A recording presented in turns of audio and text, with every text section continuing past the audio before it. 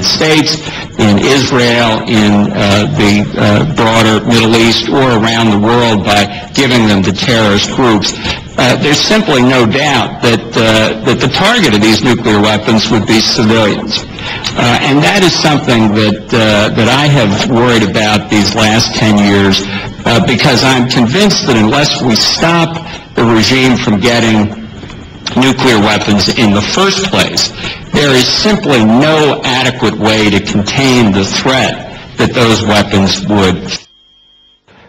Number one, because the regime doesn't respond to the same calculus of deterrence that the Soviet Union did during the Cold War.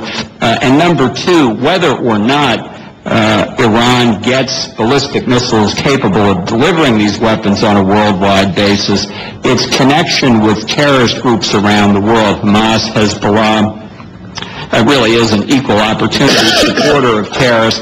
The possibility of transferring a weapon to a terrorist organization would be the perfect storm of the confluence of terrorism and nuclear proliferation.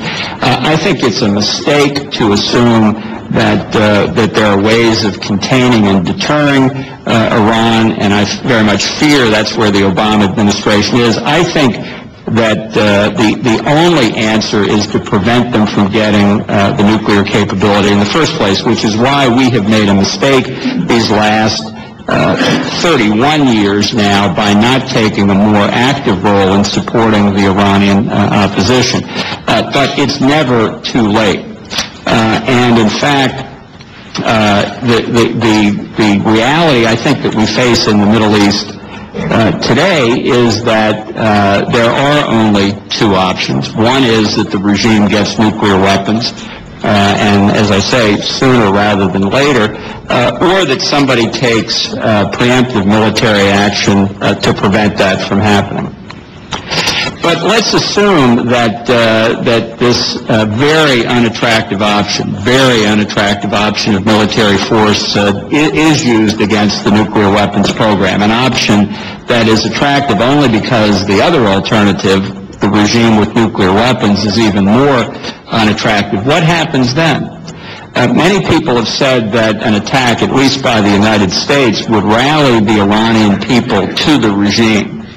And that therefore it's better not to have it happen, presumably because people believe that somehow we'll be able to cane and deter a nuclear-capable regime in Tehran. I think that really doesn't give the people of Iran enough credit. But I do think that it will take